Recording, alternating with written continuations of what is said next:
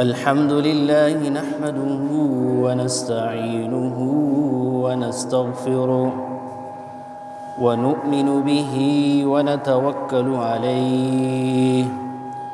ونعوذ بالله من شرور أنفسنا ومن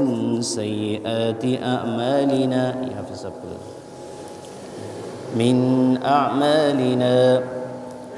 ومن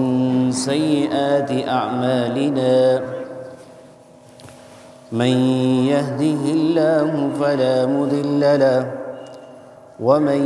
يضلله فلا هادي له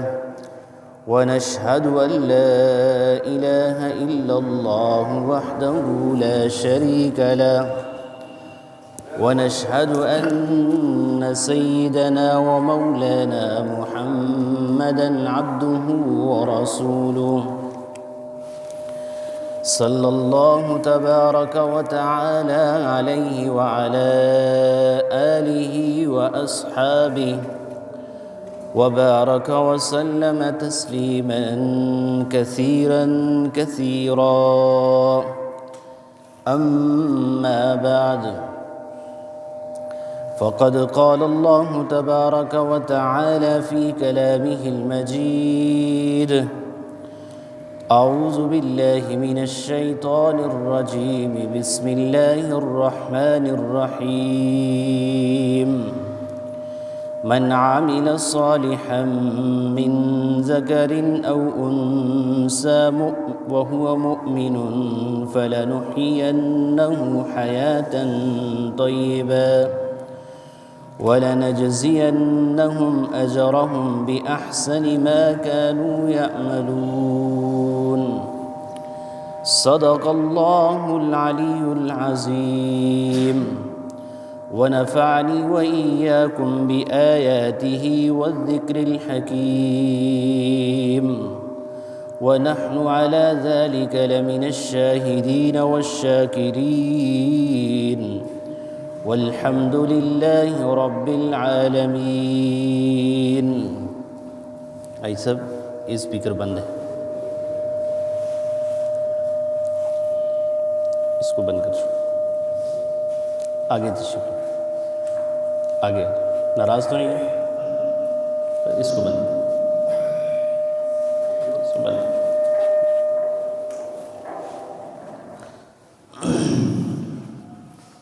ناراض تو نہیں ہے؟ خوش ہیں؟ عید کے دن ہے، قریب آ جائے، اب ٹیک لگا کے اگلی سب میں آ جائے، کوئی بات نہیں۔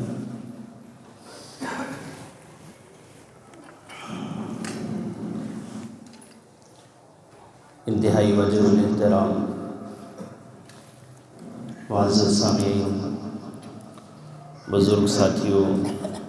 نوجوان دوستوں، آج کا دن عید الفطر کا دن ہے اور بہت مبارک موقع کے اوپر اللہ تعالیٰ نے ہمیں یہ دن نصیب فرمایا ہے کہ اس دن سے پہلے 1 مہینے کے روزے رکھے ہیں، تراویح پڑھی ہے، نمازیں ادا کی ہیں، صدقات خیرات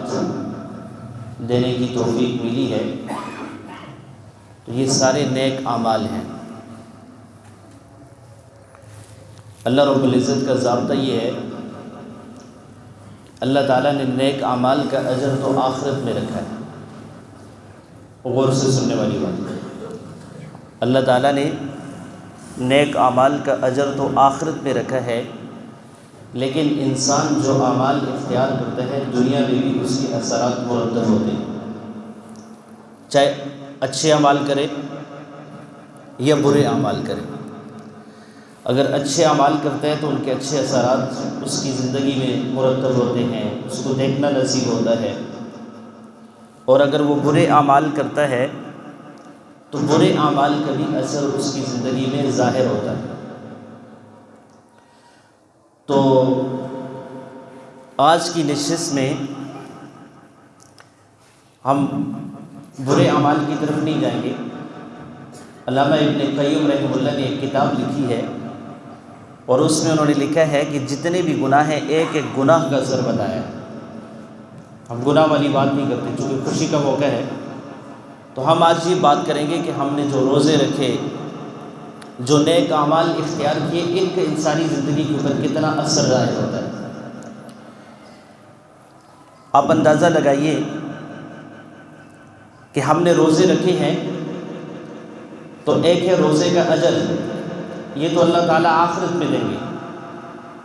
کہ جس کو اللہ کے حبیب صلی اللہ علیہ وسلم نے ارشاد فرمایا الصوم لی وانا اجزی بہ، اللہ تعالیٰ نے فرمایا کہ روزہ میرے لیے ہے اور اس کی جزا اور اس کا بدلہ بھی دوں گا۔ اور جہاں تک اس کے اثر کا تعلق ہے، اللہ تعالیٰ نے ارشاد فرمایا یا ایھا الذین آمنوا کتب علیکم الصیام کما کتب علی الذین من قبلکم لعلکم تتقون، تمہارے اوپر روزے اس لیے فرض کیے تاکہ تم تقوی حاصل کرو۔ اب دنیا کی زندگی کے اندر روزے کا یہ اثر ہے کہ آدمی متقی بنتا ہے۔ آپ میں سے اور ہم میں سے ہر ایک کو ہم اس کیفیت سے ضرور گزرے ہیں کہ ہم شدید پیاس میں ہوں، شدید بھوک کی کیفیت سے گزر رہے ہوں، اور کمرے کے اندر تنہا موجود ہوں، اور ہماری فریج کے اندر طرح طرح کے مشروبات بھی موجود ہوں، لیکن کوئی دیکھنے والا بھی نہیں ہے، اور اس کے باوجود ہمارے پاس کھانے پینے کی اشیاء بھی موجود ہیں، لیکن کبھی بھی ہم ان کو استعمال نہیں کرتے۔ یہ روزے کا اثر ہے کہ اس کو تنہائی میں بھی اللہ کا خوف دلاتا ہے اور اللہ رب العزت اس کو متقی بناتے ہیں۔ اسی طرح دوسری جگہ اللہ تعالیٰ نے فرمایا لعلکم تشکرون، کہ اس نیکی کا اثر یہ ظاہر ہوگا کہ تم شکر ادا کرو گے۔ آپ دیکھیے کہ جس وقت انسان کے پاس نعمتیں وافر مقدار میں موجود ہوتی ہیں، کھانے پینے کی چیزیں اس کے پاس وافر مقدار میں موجود ہوتی ہیں، تو اس کو بعض اوقات ان نعمتوں کا احساس نہیں ہوتا، لیکن جب کبھی اس کو پیاس لگتی ہے اور اس کے پاس پانی موجود نہ ہو، یا جب کبھی اس کو شدید بھوک کا احساس ہو اور اس کے پاس اس کے لیے کھانے کے لیے کوئی چیز موجود نہ ہو، تو میرے بھائیوں اور دوستوں اس وقت خشک روٹی کی بھی قدر پیدا ہوتی ہے کہ نہیں پیدا ہوتی؟ اس وقت گرم پانی اگرچہ کوئی اچھا مشروب نہ صحیح، لیکن سادہ پانی بھی انسان کو اگر مل جائے تو اس کو تلذذ کر کے، اس کو کتنی اچھے طریقے سے اور کتنا شکر ادا کر کے اس کو وہ نوش کرتا ہے۔ اس لیے اللہ رب العزت نے روزے کے جو اثر رکھے وہ دو اثر رکھے۔ ایک اثر تو یہ ہے کہ انسانی زندگی کے اندر تقویٰ پیدا ہوتا ہے، اور دوسرا اثر یہ رکھا کہ اللہ رب العزت نے اس کے بدلے میں جب آدمی اللہ تعالیٰ کی نعمتوں کو استعمال کرتا ہے تو اس کو ان نعمتوں کا احساس پیدا ہوتا ہے اور اللہ تعالیٰ کی ان نعمتوں کا شکر ادا کرتا ہے۔ اسی طرح آپ دیکھ لیجئے انسان صدقات دیتا ہے، صدقات خیرات کرتا ہے، اللہ کے راستے میں اپنے مال کو خرچ کرتا ہے، اس کا اثر کیا ہے؟ اللہ رب العزت نے فرمایا یمحق اللہ الربا ویربی الصدقات، کہ آدمی جب سود والا معاملہ کرتا ہے، ناجائز طریقے سے اپنے پاس مال کو جمع کرتا ہے، اس کا اثر یہ ہوتا ہے کہ اس کو اللہ تعالیٰ اس کے مال میں نفع نہیں دیتے بلکہ اس کو نقصان ہوتا ہے۔ اور اگر اس کو حلال طریقے سے کما کر کے اللہ کے راستے میں خرچ کرتا ہے تو اللہ رب العزت نے اس کا اثر ظاہر فرمایا کہ دنیا میں یربی الصدقات، اللہ تعالیٰ اس کے صدقات کو، اس کے مال کو اور اس کی نعمتوں کے اندر اضافہ فرما دیتے ہیں۔ اسی طرح آپ دیکھیے روزے کے لیے اللہ کے حبیب صلی اللہ علیہ وسلم نے فرمایا للصائم فرحتان، فرحۃ عند فطرہ وفرحۃ عند لقاء ربہ، کہ روزہ دار کو اللہ تعالیٰ دو خوشیاں نصیب فرماتے ہیں۔ ایک خوشی تو یہ ہوتی ہے کہ جس وقت وہ ہے افطار کرتا ہے اور اللہ تعالیٰ کی نعمتوں کو نوش کرتا ہے، اللہ تعالیٰ ایک اس وقت اس کو خوشی نصیب فرماتے ہیں۔ اور دوسری خوشی اللہ تعالیٰ نے فرمایا عند لقاء ربہ، کہ جس وقت اللہ رب العزت اس کو جنت میں لے جائیں گے اور اس کو اللہ تعالیٰ قیامت کی عظیم تر نعمتیں اس کو نصیب فرما دیں گے اور جنت اس کو اللہ تعالیٰ عطا کر دیں گے، اور اللہ تعالیٰ اس کو زبان سے جتنی نعمتیں اس کو یاد ہوں گی اس کی منہ بولی نعمتیں اس کو عطا فرما دیں گے، اور جو اس کو یاد نہیں ہوں گی تو فرشتوں کو کہیں گے کہ اس کو بتاؤ کون کون سی نعمتیں ابھی اس کی زندگی میں نہیں آئی ہیں، چنانچہ وہ فرشتے اس کو دکھائیں گے، بتائیں گے، اور یہ اللہ سے مانگتا جائے گا، اور جب ساری نعمتیں بتانے کے باوجود جب یہ حاصل کر لے گا تو پھر بھی اللہ رب العزت اس کو کہیں گے ساری نعمتیں حاصل کرنے کے باوجود ابھی ایک نعمت اور باقی ہے جو ابھی تم نے حاصل نہیں کی ہے۔ یہ جنتی بڑا حیران ہوگا کہ اتنی ساری اتنی وسیع اور عریض جنت مجھے مل گئی، اتنی ساری اس کے اندر نعمتیں مل گئیں، اس کے باوجود بھی کون سی ایسی نعمت ہے جو مجھے ابھی تک نہیں ملی ہے؟ اللہ کے حبیب صلی اللہ علیہ وسلم نے فرمایا پھر اللہ رب العزت اس کو بلائیں گے اور اس کو کہیں گے آج میں تمہارے ساتھ ملاقات کروں گا، تم میرے ساتھ ملاقات کرو گے۔ اور جس وقت یہ منظر قائم ہو جائے گا کہ روزہ دار اللہ رب العزت سے ملاقات کرے گا، یہ جنت کی ساری نعمتوں کو بھول جائے گا اور اللہ کے دیدار میں اتنی فرحت اور اتنی لذت محسوس کرے گا کہ کئی سال گزر جائیں گے، اس کے باوجود بھی اس کے اوپر اتنا طویل عرصہ اس کو ایک لمحے کی بقدر لگے گا۔ یہ اس کو اللہ تعالیٰ آخرت کا اجر عطا فرمائیں گے۔ آپ صلی اللہ علیہ وسلم نے اس لیے فرمایا للصائم فرحتان کہ روزہ دار کے لیے دو خوشیاں ہیں، فرحت عند فطرہ، ایک خوشی تو اس وقت ہے جس وقت یہ افطار کرتا ہے، اللہ تعالیٰ کی نعمتوں کو نوش کرتا ہے، اللہ تعالیٰ کی نعمتوں کو حاصل کر کے ان سے اپنے روزے کی افطاری کرتا ہے، اور ایک تو یہ ہے، اور اس کے ساتھ ساتھ ایک اور کیفیت انسان کے دل کے اندر پیدا ہوتی ہے، روزہ دار کے دل کے اندر جو ان نعمتوں سے بڑھ کر ہوتی ہے، وہ یہ ہوتی ہے کہ اس دن اس کو یہ خوشی محسوس ہو رہی ہوتی ہے کہ آج میں نے اللہ رب العزت کی اطاعت کی ہے، آج میں نے اللہ رب العزت کے لیے سارا دن بھوک اور پیاس سے گزارا ہے، میں نے تقوی حاصل کیا ہے، میں نے اپنے روزے کے دوران کوئی برا کام نہیں کیا، کوئی گناہ اختیار نہیں کیا۔ وہ جو لذت اس کو محسوس ہوتی ہے وہ دنیا کی نعمتیں حاصل کرنے کے باوجود بھی اس کو حاصل نہیں ہوتی۔ اس کے دل کے اندر جو فیلنگ آتی ہے، جو خوشی پیدا ہوتی ہے، اس کا اندازہ اور اس کا احساس ہر وہ شخص ہی کر سکتا ہے جو خود اس کیفیت سے گزرتا ہے۔ اسی طرح میرے عزیز دوستوں اور ساتھیوں، دنیا کی زندگی کے اندر انسان نیک اعمال اختیار کرتا ہے، اس کا جہاں تک اللہ رب العزت قیامت کے دن اجر عطا فرمائیں گے، لیکن اس کے ساتھ ساتھ اللہ تعالیٰ اس کو دنیا کے اندر بھی اللہ تعالیٰ اس کو اس کی زندگی کے اندر اس کا اثر مرتب کرتے ہیں۔ ایک حدیث میں آپ صلی اللہ علیہ وسلم نے فرمایا کہ جب کوئی آدمی کسی کو کھانا کھلاتا ہے تو اس کا بھی اثر ہوتا ہے، جب کسی کو ہم ہدیہ دیتے ہیں اس کا بھی اثر ہوتا ہے، جب کسی کے ساتھ ہم محبت کا اور اچھا بولتے ہیں اور اس کو تسلی دیتے ہیں، اس کے ساتھ پیار والی بات کرتے ہیں، اس کا بھی اثر ہوتا ہے۔ ایک حدیث میں آپ صلی اللہ علیہ وسلم نے اس کے اثر کو ظاہر کرتے ہوئے فرمایا افلا ادلکم علی شیء اذا فعلتموہ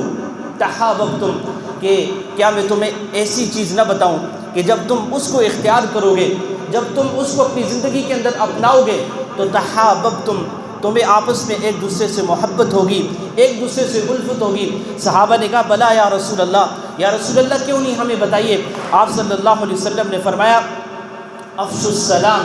واطعموا الطعام، کہ دو کام کر لو، ایک کام تو یہ ہے کہ ایک دوسرے کے ساتھ جب ملو تو سلام کیا کرو، اور دوسرا کام آپ صلی اللہ علیہ وسلم نے فرمایا اطعموا الطعام، کہ ایک دوسرے کو کھانا کھلایا کرو۔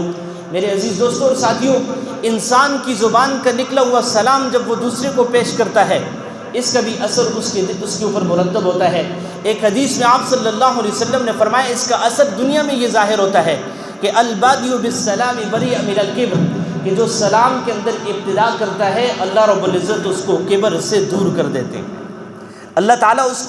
اس کے دل کے اندر جو تکبر پیدا ہو رہا ہوتا ہے اللہ رب العزت اس تکبر سے اس کو بری کر دیتے ہیں۔ آدمی کی زبان سے نکلا ہوا السلام علیکم ورحمۃ اللہ کا جملہ بھی اس کی زندگی کے اندر مرتب ہوتا ہے، اس کا اثر بھی ظاہر ہوتا ہے، اور اس کا اثر ایک تو اس صورت میں ظاہر ہوتا ہے، اور دوسرا آپ کسی اپنے دشمن کو بھی سلام کریں تو اس کے اندر اس کے دل کے اندر جو نفرت پیدا ہوئی ہوتی ہے وہ بھی اس کو کم کرنے کے اندر معاون ثابت ہوتی ہے، اور اس کے دل کے اندر سے آدمی کا بغض نکلتا ہے۔ جو شخص سلام کر کے اور سلام بول کر کے دوسرے کے دل کے اندر محبت پیدا کر سکتا ہے، اللہ تعالیٰ نے اللہ کے حبیب صلی اللہ علیہ وسلم نے فرمایا یہ ایک معمولی سا کام ہے، کوئی بہت بڑا کام نہیں ہے کہ ایک دوسرے کے ساتھ ملتے ہوئے گزرتے ہوئے ایک دوسرے کو سلام کیجیے۔ اس کا نتیجہ دنیا کی زندگی کے اندر یہ ظاہر ہوگا کہ اللہ تعالیٰ اس کے دشمنوں کو کم کریں گے اور اس کے لیے دوسروں کے دلوں کے اندر محبت پیدا فرمائیں گے۔ اسی طرح جب ہم ایک دوسرے کو کھانا کھلاتے ہیں تو آپ صلی اللہ علیہ وسلم نے فرمایا اس کھانے کا اثر یہ ہوتا ہے کہ جب دسترخوان سجتا ہے، کھانا کوئی بہت اعلیٰ قسم کا نہ صحیح، گوشت نہ صحیح، مرغیاں اور روسٹ نہ صحیح، لیکن اگر آپ ایک دوسرے کو کھجور بھی پیش کرتے ہیں، اس کا بھی اثر ظاہر ہوتا ہے کہ دوسرے کے دل کے اندر محبت پیدا ہوتی ہے۔ اور آپ صلی اللہ علیہ وسلم نے ایک حدیث میں فرمایا کہ یہ جو کام ہے، دوسرے کو کھانا کھلانا، دوسرے کو سلام کر دینا اور اسی طرح دوسرے کو ہدیہ پیش کرنا، اس کا دنیا کی زندگی کے اندر اثر یہ ظاہر ہوتا ہے کہ جو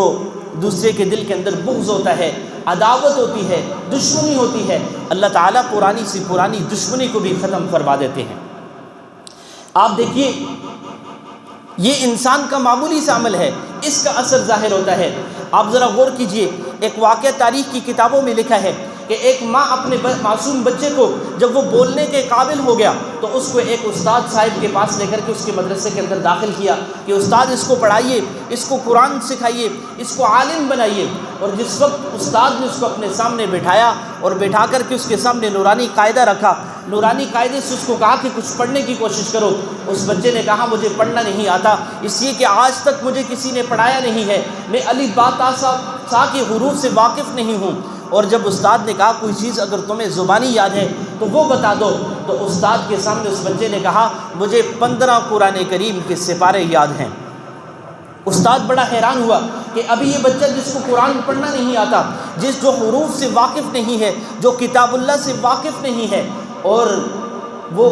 اس کے الفاظ کو دیکھ کر کے پڑھ نہیں سکتا، اور اس کے سینے کے اندر 15 قرآن کریم کے سپارے محفوظ ہیں۔ تو استاد نے پوچھا یہ کیسے ہوا؟ ماں اس کی ابھی پاس ہی تھی، اس نے کہا پریشان ہونے کی بات نہیں ہے، یہ چونکہ مجھے 15 سپارے یاد ہیں، تو یہ جب میرے پیٹ کے اندر حمل کی صورت میں تھا میں ان 15 سپاروں کی تلاوت کیا کرتی تھی، اور اسی طرح جب یہ بچہ پیدا ہو گیا، جب میں اس کو دودھ پلاتی تھی، جب میں اس کو اٹھا کر کے لوریاں دیتی تھی، جب میں اس کو اٹھا کر کے چلا کرتی تھی، جب میں اس کو سینے سے لگاتی تھی، اور جب مجھے فرصت کا وقت ملتا یہ بچہ میرے ساتھ ہوتا تھا، میں قرآن کریم کی ان 15 سپاروں کا دور کیا کرتی تھی۔ اس کا اثر یہ ہوا کہ اس بچے کو 15 قرآن کریم کے سپارے یاد ہو چکے ہیں۔ آپ دیکھیے حیرانی کی بات ہے، یہ تاریخ کی کتابوں میں لکھا ہے، یہ بچہ اور کوئی نہیں ہے، تصوف کے اماموں میں، تصوف کے سلسلوں میں سب سے بڑے سلسلے کے ایک بڑے امام ہیں حضرت صوفی اور علامہ بختیار کاکی رحمہ اللہ۔ یہ ان کے بچپن کی میں بات کر رہا ہوں کہ جو اپنے بچپن میں اپنی ماں سے قرآن کریم کی تلاوت سنا کرتے تھے، اور جس وقت اپنے استاد کے مکتب کے اندر گئے تو ان کو ابھی پڑھایا کسی بھی نہیں تھا، لیکن اس ماں کی تلاوت کا اثر اس بچے کے اوپر یہ ہوا کہ اس بچے کو ابھی مکتب میں داخلے سے پہلے 15 قرآن کریم کے سپارے یاد ہو چکے تھے۔ یہ کس کا بچپن ہے؟ یہ بختیار کاکی رحم اللہ کا بچپن ہے۔ آج بھی اب یہ حیرانی کی بات نہیں ہے، آج بھی دیکھیے چھوٹے چھوٹے معصوم بچوں کو بہت انگلش کی پوئٹریاں یاد ہوتی ہیں، کارٹونوں کے کھیل انہیں یاد ہوتے ہیں، کارٹونوں کی نظمیں انہیں یاد ہوتی ہیں، وہ اپنے ماں باپ کے ساتھ جو کچھ دیکھتے ہیں، اپنے ماں باپ کو جو کرتا ہوا دیکھتے ہیں، وہی ان کی زندگی کے اندر پیوست ہوتا جاتا ہے۔ میرے عزیز دوستوں اور ساتھیوں، صرف تربیت کی بات ہے، آج ہماری تربیت کا جو ترجیحات ہے وہ بدل چکی ہیں۔ اس وقت ان کی ترجیحات کے اندر یہ شامل تھا کہ وہ بچے کو گدھی کے اندر ہی قرآن کریم کی تلاوت سکھاتے تھے، کلمہ طیبہ کا ورد سکھاتے تھے، اذکار اللہ سکھاتے تھے، اللہ کی یاد سکھاتے تھے، اور اس کا نتیجہ یہ تھا کہ وہ بچہ ابھی بڑی عمر کا نہیں ہوتا تھا، ابھی مکتب کے اندر داخل ہو کر کے پڑھنے کے قابل نہیں ہوتا تھا، لیکن قرآن کریم کا ایک اکثر حصہ اسے یاد ہوا کرتا تھا۔ میرے عزیز دوستوں اور ساتھیوں،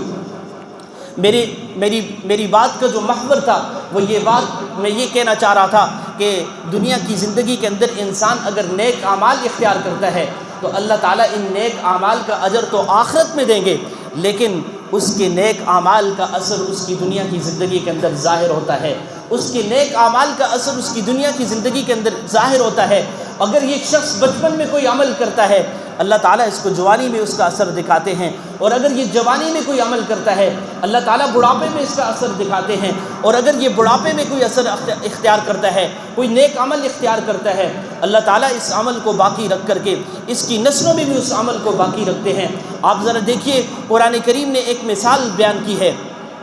حضرت موسیٰ علیہ السلام حضرت خضر علیہ السلام سے ملاقات ہوتی ہے. آپ علیہ السلام حضرت موسیٰ علیہ السلام حضرت خضر علیہ السلام سے ملنے کا اور اس کا اشتیاق کا جب اظہار کرتے ہیں تو اللہ رب العزت نے ان کو بتایا کہ آپ فلاں شخص سے جا کر کے ملیے. جب حضرت موسیٰ اور حضرت خضر علیہ السلام کی ملاقات ہوتی ہے 3 واقعات ہیں، ان میں سے میں ایک آخری واقعہ بیان کرتا ہوں. حضرت خضر علیہ السلام نے کچھ قیود متعین کی، کچھ شرائط بتائیں کہ آپ میرے مصاحب تو بن سکتے ہیں، آپ میرے سفر کے ساتھی تو بن سکتے ہیں، لیکن جو کام میں کروں گا اس میں آپ نے مجھ سے پوچھنا نہیں ہے، اس کی حکمت کے بارے میں مجھ سے بات نہیں کرنی ہے. حضرت موسیٰ علیہ السلام اس کے اوپر ایگری کرتے ہیں، اتفاق کرتے ہیں. چنانچہ سفر کا آغاز ہوتا ہے. چلتے چلتے ایک بستی کے اندر چلے جاتے ہیں. وہاں ایک حضرت خضر علیہ السلام کو ایک گرتی ہوئی دیوار نظر آتی ہے. حضرت خضر علیہ السلام نے اس دیوار کو درست کرنا شروع کیا اور گرتی ہوئی دیوار کو صحیح کر دیا.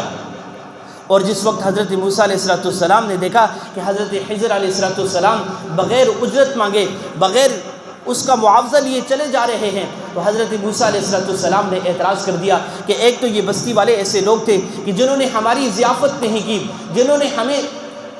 کوئی کھانے کا نہیں پوچھا، کوئی پانی کا نہیں پوچھا، اور دوسرا یہ ہے کہ آپ نے ان کا یہ کام کیا اور کام کرنے کے بعد آپ بغیر اجرت کے چلے جا رہے ہیں، آپ کم از کم ان سے اجرت تو لے لیجئے. حضرت خضر علیہ السلام ان کو جواب دیتے ہوئے فرماتے ہیں وَأَمَّا الْجِدَارُ فَكَانَ لِغُلَامَيْنِ يَتِيمَيْنِ وَكَانَ أَبُوهُمَا صَالِحًا. جہاں تک یہ دیوار تھی، یہ دیوار اس لیے میں نے ٹھیک کی کہ یہ 2 یتیم بچوں کی تھی اور اس کے نیچے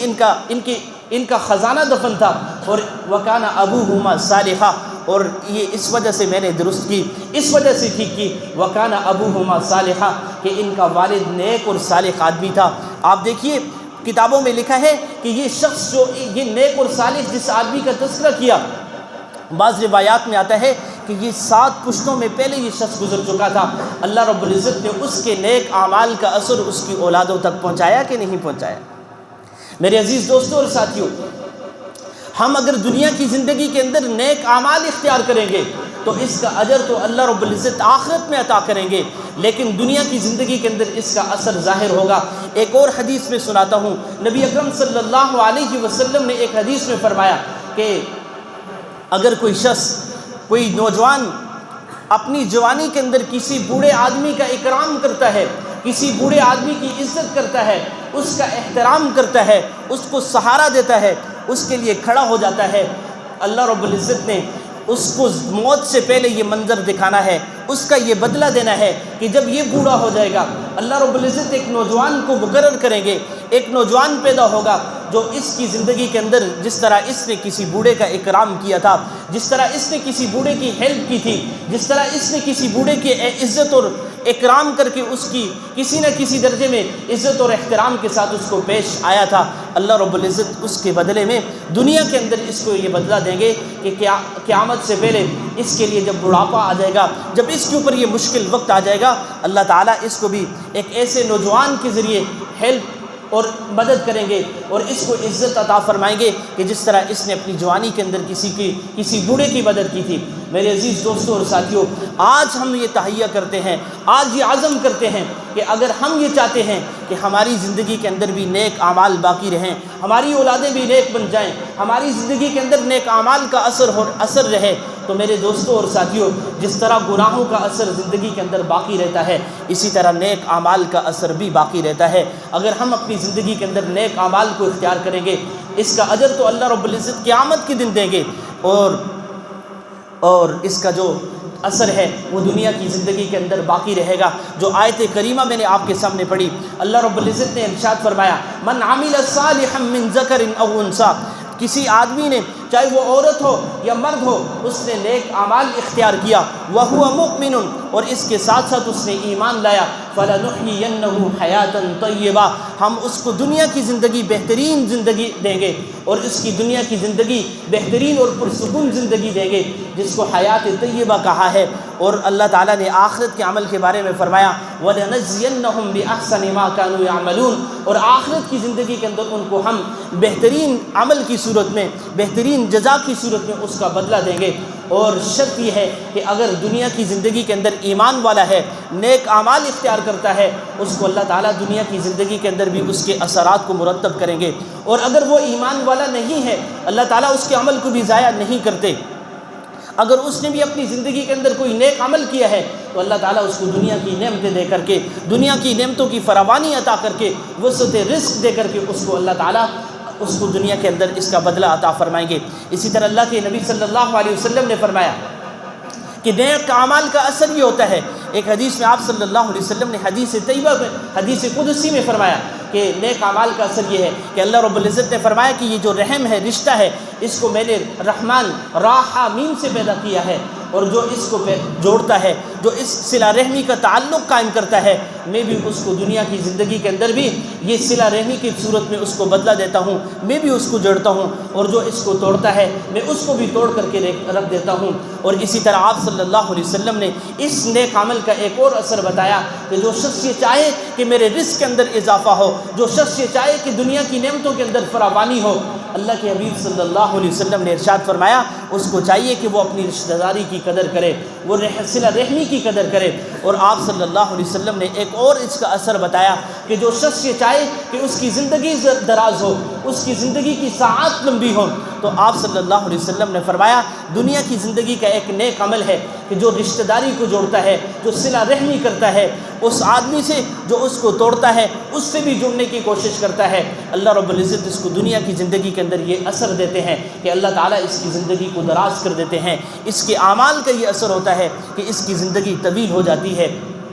میرے عزیز دوستو، اگر کبھی ذہن میں یہ بات آئے کہ یہ ساری چیزیں تو تقدیر کے اندر لکھی ہوئی ہیں، تو ایک محدث نے اس کا جواب دیا کہ اللہ رب العزت نے تقدیر میں یوں لکھا ہے کہ چونکہ یہ دنیا کی زندگی کے اندر جب آیا ہے اس نے نیک اعمال اختیار کیے ہیں، اور اس نے نیک اعمال میں ایک عمل یہ اختیار کیا ہے کہ اس نے دوسروں کے ساتھ قطع تعلق ہی نہیں کی ہے، صلہ رحمی کرتا رہا ہے، اس کے نتیجے میں اللہ تعالیٰ نے اس کی زندگی کو دراز کر دیا ہے۔ میرے دوستوں اور ساتھیوں، یہ موضوع بڑا طویل ہے، لیکن اس کا آج کا سبق یہ ہے کہ آج کا عید الفطر کا دن، آج کا یکم شوال کا دن مجھے اور آپ کو یہ درس دیتا ہے کہ اگر ہم اپنی زندگی کے اندر نیک اعمال اختیار کریں گے اللہ تعالیٰ اس کا اجر تو آخرت میں دیں گے، لیکن اس کا اثر دنیا کی زندگی کے اندر اچھائیوں کی صورت میں ہمیں ملے گا، نیک اعمال کی صورت میں ہمیں ملے گا، حیات طیبہ کی صورت میں ملے گا، اور آخرت کے دن اللہ رب العزت اپنی ملاقات کی صورت میں عطا فرمائیں گے۔ تو انشاءاللہ نیک اعمال اختیار کریں گے لیکن کریں گے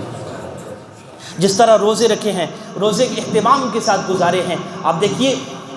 اللہ رب العزت نے نماز کا اثر کیا رکھا ہے، ان الصلاۃ تنہی عن الفحشاء والمنکر، کہ جو آدمی نماز اختیار کرتا ہے اس نماز کا اثر یہ ہوتا ہے کہ اس کو وہ نماز بے حیائی کے کاموں سے روکتی ہے، برائی سے روکتی ہے۔ ایک آدمی نے آ کر کے وہ امام صاحب سے جس وقت یہ ایک موضوع چل رہا تھا تو اس نے اعتراض کرتے ہوئے کہا کہ میں تو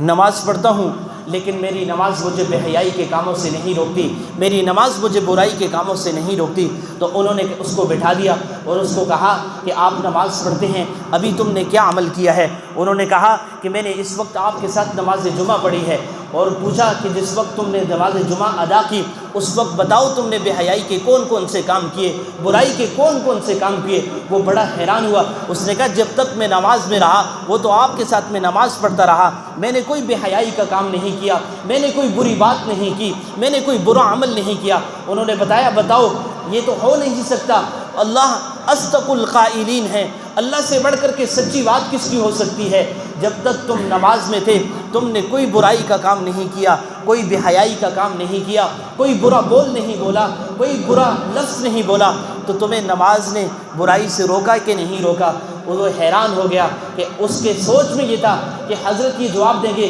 کہ ہماری نماز کے اندر وہ جان نہیں، ہماری نماز کے اندر وہ خشوع اور خضوع نہیں، لہٰذا یہ ہمیں برائی سے نہیں روک سکتی۔ میرے بھائیوں اور دوستوں، جس وقت تک انسان نماز کے اندر کھڑا رہتا ہے اللہ رب العزت اس کو یہ اعزاز بخشتے ہیں، یہ اس کو اکرام دیتے ہیں کہ وہ جب پاک اور صاف ہو کر کے صاف ستھرا لباس پہن کر کے مسجد آتا ہے تو کم از کم جتنی دیر وہ مسجد کے اندر ہے، جتنی دیر وہ نماز کے اندر کھڑا ہے، اللہ تعالیٰ اس کو بے حیائی اور بری باتوں سے روکتے ہیں کہ نہیں روکتے ہیں؟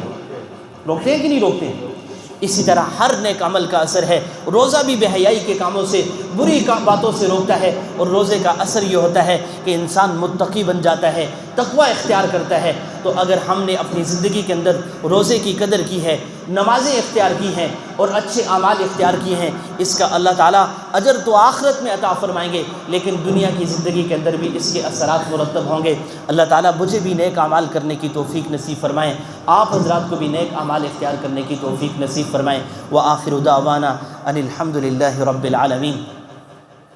اس کے بعد جو ہے نماز عید کا مختصر طریقہ میں بتا دیتا ہوں۔ ویسے تو آپ حضرات نماز پڑھتے ہی رہتے ہیں، اکثر کو پتہ ہے نماز جمعہ ہی کی طرح ہے نماز عید، صرف فرق یہ ہے کہ جس وقت آپ تکبیر تحریمہ کہیں گے اس کے بعد جو ہے امام کے ساتھ ثنا پڑھیں گے، ثنا پڑھنے کے بعد جو ہے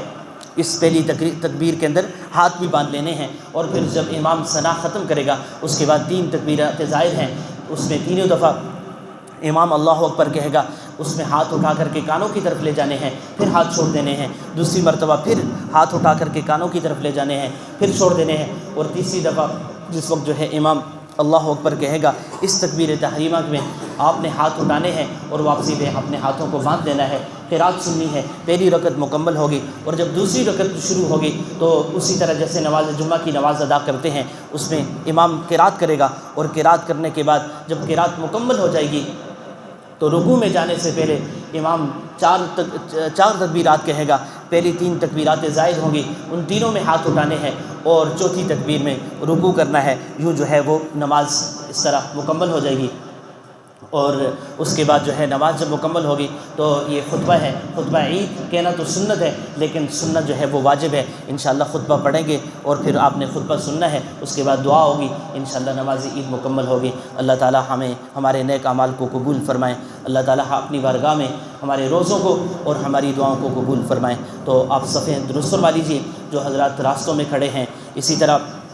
سیڑھیوں میں کھڑے ہیں، ان سے گزارش یہ ہے کہ وہ دوسری منزل کی طرف تشریف لے آئیں، اسی طرح تیسری منزل کی طرف تشریف لے آئیں۔ اللہ تعالیٰ آپ سب کو جزائے خیر عطا فرمائیں۔